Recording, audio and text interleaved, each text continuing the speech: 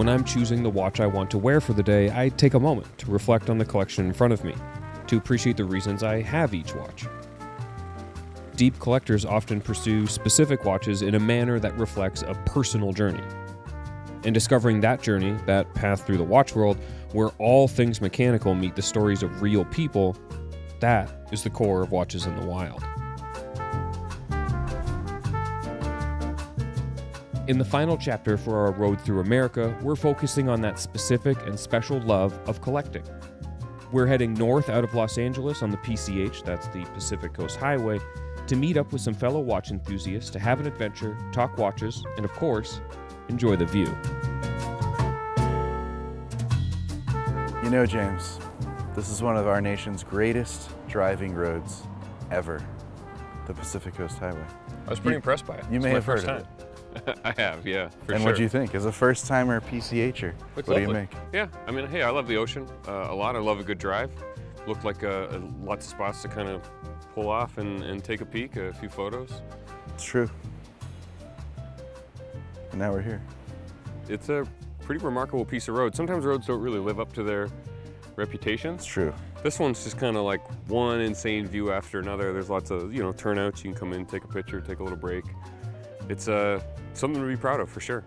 But I will say, I'm not rushing up the coast. I think it's important to take a moment and enjoy the view. Absolutely.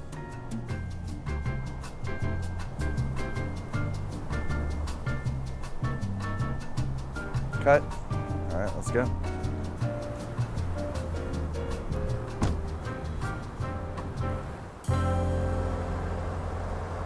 So I got this Bulova, which again is kind of like my vibe for LA, the gold watch thing. Maybe I leaned into it a little hard. You're rocking a Tudor. I am. The BB58, the kind of original run. What else did you bring with you on the trip? Well, a Grand Seiko diver, a Seiko chronograph, a Hamilton khaki field. I tried to kind of cover the spread of what we were doing. So what's up with the GS diver? All right, GS diver, interesting watch. So it's obviously a high beat movement. Yeah. It's an SKX dialed up to an 11. Yeah. And the coolest thing about it, something that I really like, is the blurple dial. Right. Blurple is a combination between blue and purple. Okay. I think I could have gotten there without the explanation, but I get you. You know, what other watch has a blurple dial? Can you name one? I mean, that SSK 003 in person has a lot of purpley tones. Does it now? It's not purple. Yeah. Or blurple. All right. But it's like blue blurple. When you write about dive watches, or if you're Cole Pennington, chances are you'll have some dive experiences at some point. And being on the coast, we had to take the opportunity to take our dive watches on a proper dive.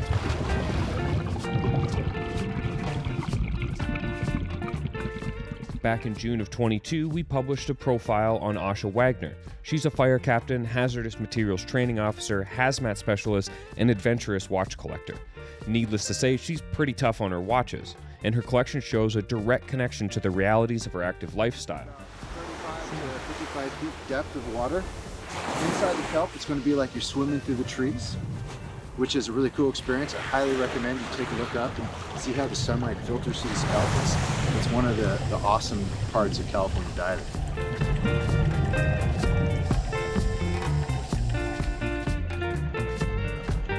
After sharing a local dive, Asha brought some of her watches to the beach to give us a closer look. Initially, I was not into watches at all. I was actually kind of anti-watches because of, the different activities that I had in my life. Sure. And so it wasn't really until I started the promotional process to captain that I started to become interested in watches. I had to have a watch on my wrist to accurately record our actions during a call. Okay. And so that led me to research different tool watches, and I found out more about the historical uses of watches as tools. And then I became very interested in them and started collecting from there.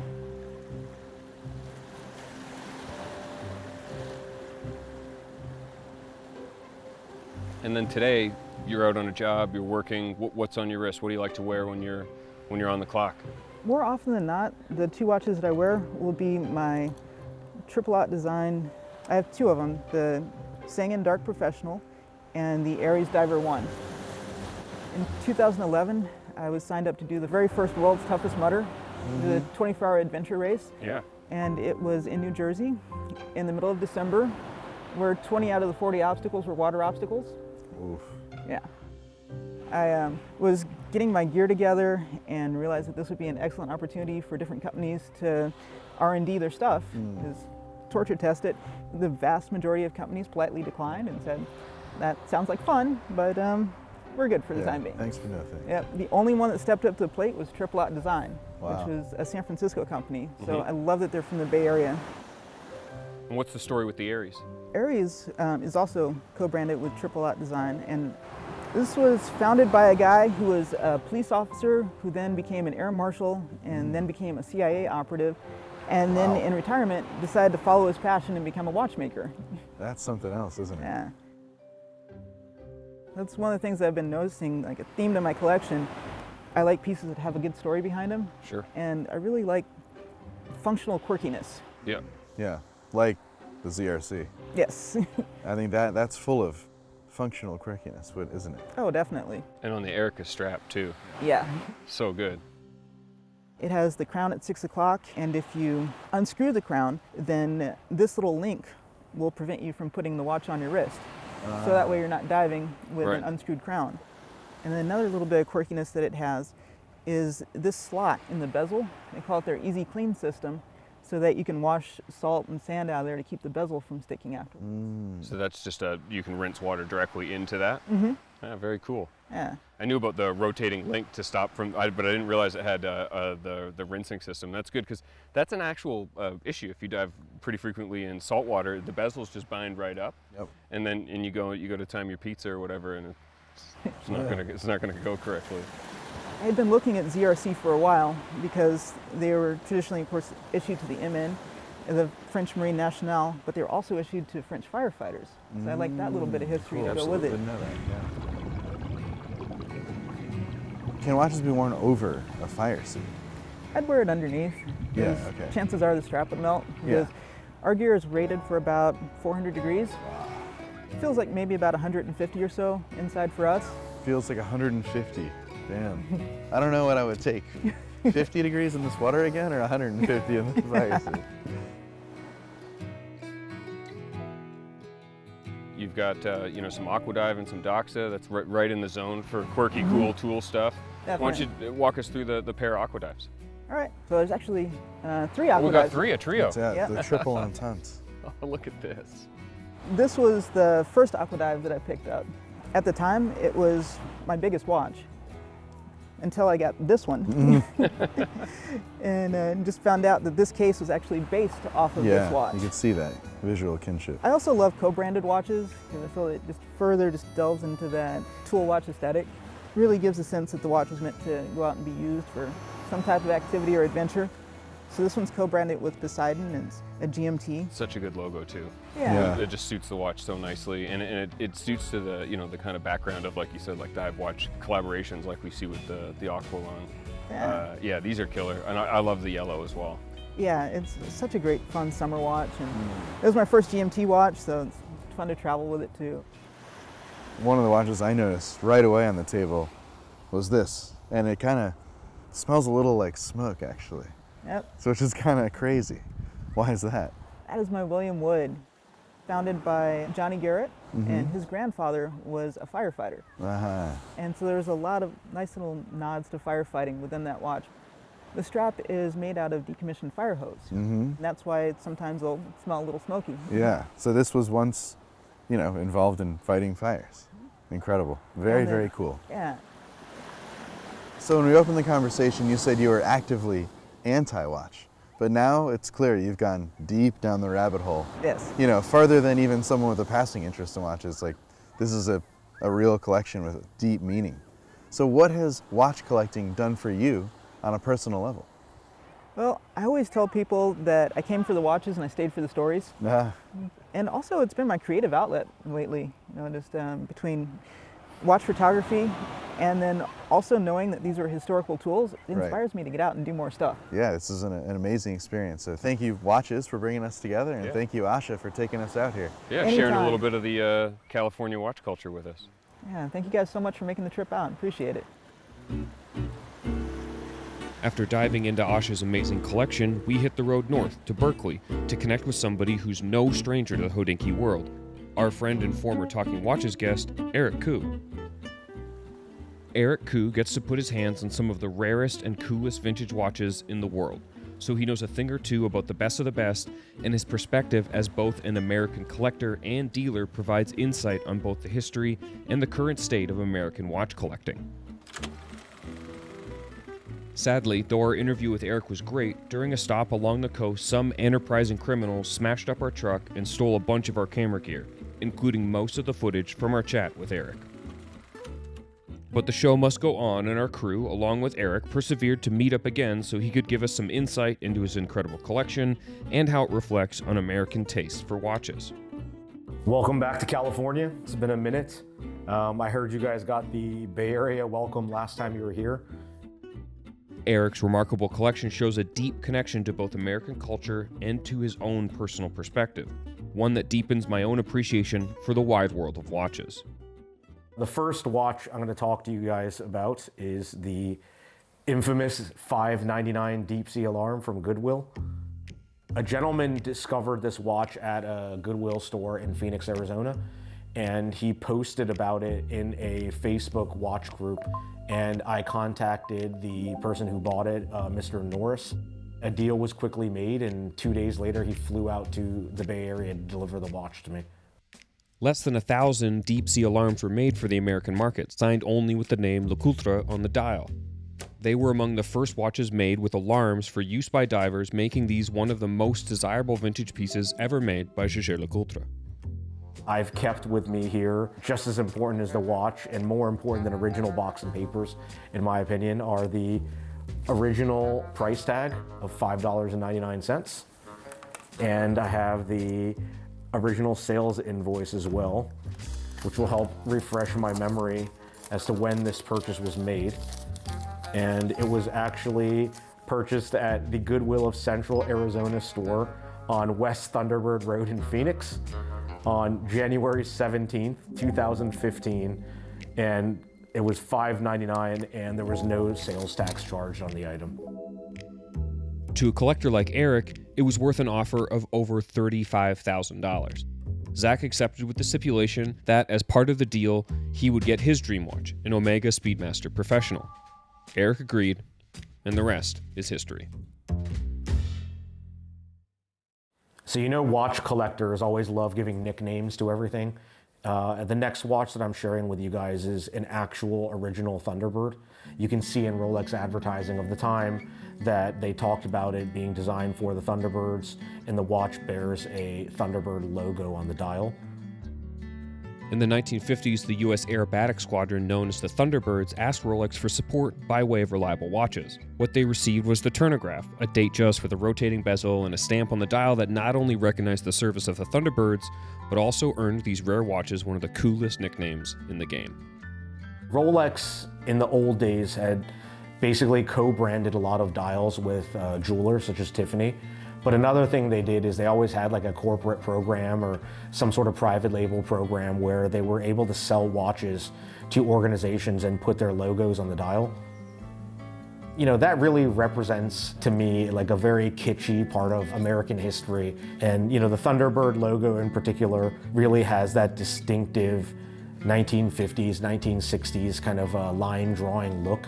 It looks really interesting on a Rolex dial. This is a very interesting, peculiar Rolex, and this model is called the Transcontinental. This is a watch that most people don't even know exists. There have been maybe 3 or 4 examples that have surfaced. It's a date just with the word Transcontinental on the dial, and then a turning bezel with a graduation of 12 units, which I guess are hours. It's a watch that there's just not very much information about out there. If you search on the internet, you know, people kept thinking that the word Transcontinental was like a brand, like a transcontinental airline or an airway or something. But, you know, kind of thinking about this for a while, I came to the conclusion that this was the model name that Rolex had designated for this watch because it bears a unique reference. I just couldn't find any trademark filing for the word Transcontinental that used a word mark that was similar to this. So I feel pretty confident that it was a model name that Rolex had come up with that somehow has gotten lost over time.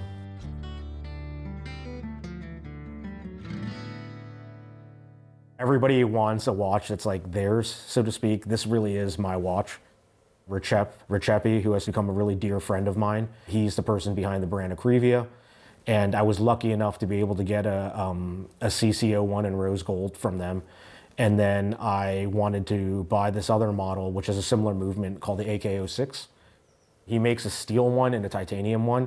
And I was like, hey, Recep, is it possible you can take this one and put it in the steel case? He's like, you know, I don't do that, but okay, no problem, I'll do it. I had this idea of having a dial that was done in a blue color, and I ran that by him, and he says, okay, let me think what we can do. And then this was the product of that. This is one of my favorite watches that I own. It represents the friendship that I have with the maker, and also it's just really a great looking watch. I think ultimately watches are fashion accessories, right? And you know, most people wear their watches, and it comes down to like what is fashionable, what people like. And a lot of the early American watches, like the Hamiltons, you know, early Bulivas, even something like that, aesthetically they've kind of fallen out of favor. I'm not sure that these will have a renaissance until that style is found to be, you know, interesting again.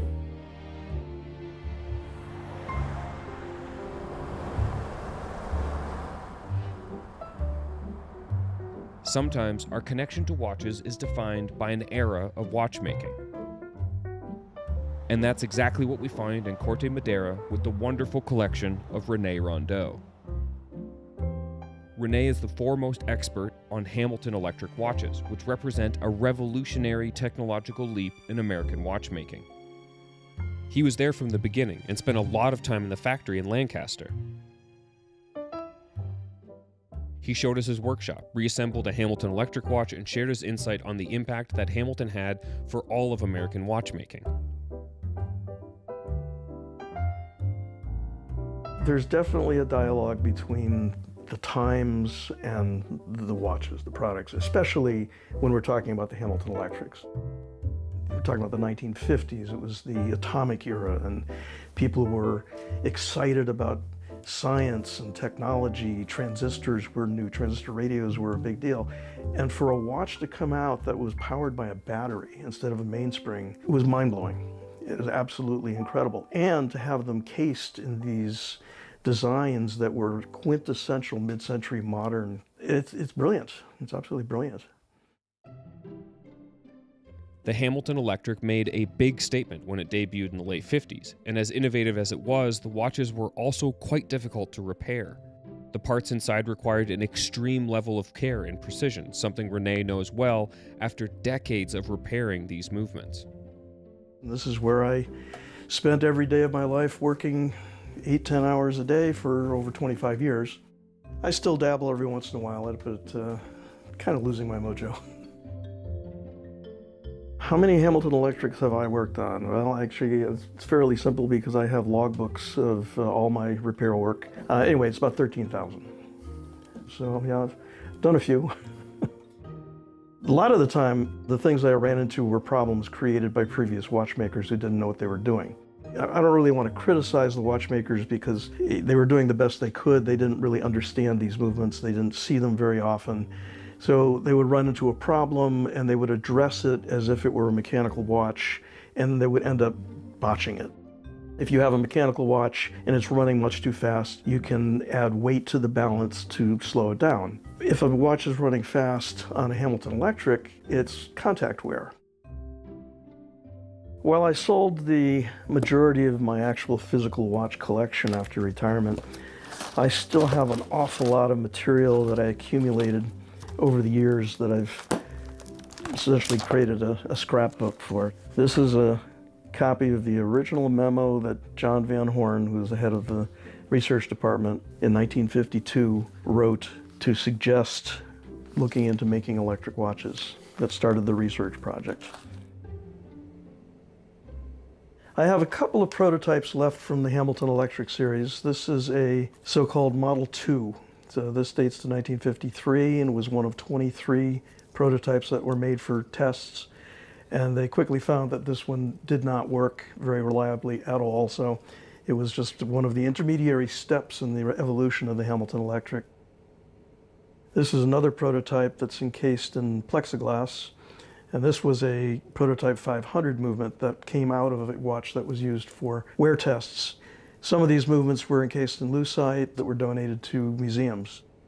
This one is a Titan case with a Van Horn dial, but what makes this special to me is I skeletonized it. So I did, to the extent possible, cut the bridges out, filed, and opened up as much as I could of the movement so you can watch the Model 500 in operation. Rene's watch collection includes an old pocket watch from his childhood in Springfield, Massachusetts, where he grew up, and another one that his grandfather won in a boxing match. My favorite of all, Breguet Tradition. A little bit extravagant, but I consider it my retirement watch. And this is, I think, the most impeccable presentation of a skeleton concept. It's not skeletonized, it's not cut open, but having the entire gear train laid out so perfectly symmetrically on the pillar plate is just a masterpiece of craftsmanship. It's also a very faithful reinterpretation of a 1795 design by Breguet himself.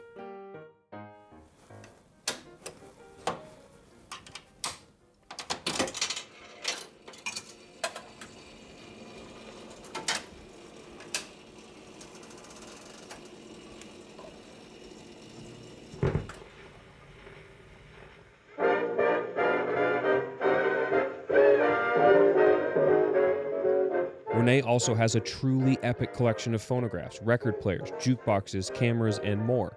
An American cultural hub, all of his own collecting. My fourth phonograph I ever bought, 1963, so I've had that for a long time.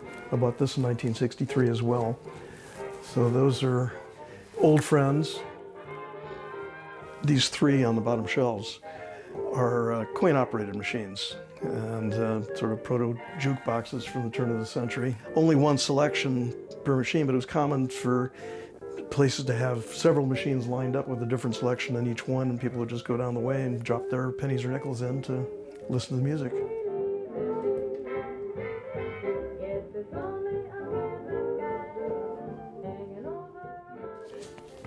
Oh, yeah, yeah. And here's a multi-page history of the Hamilton Electric, as written in 1965 by Jim Reese, who was one of the three people who created the watch. And he's the guy that taught me how to work on Hamilton Electrics. The Hamilton Electric, a lot of people today look at it and say, oh, it was a failed watch, which it wasn't. I mean, it was in production for 13 years, and they sold a lot of them.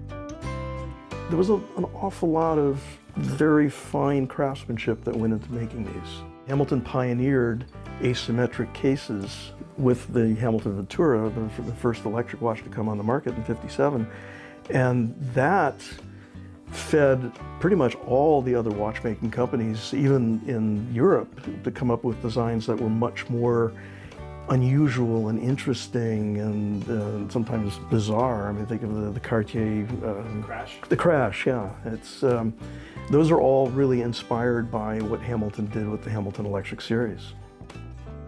It's probably not the case that people give enough credit to Hamilton and other producers of the time, and I think it's simply that modern collectors are just not aware of the history.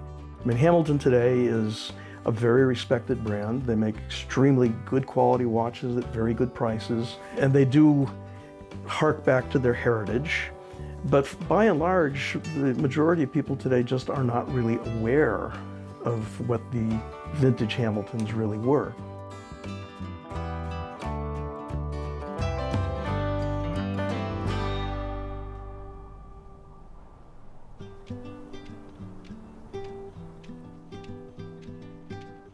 The big takeaway here is that the American watch industry isn't dead. It lives on through the passion and enthusiasm of creators and collectors alike.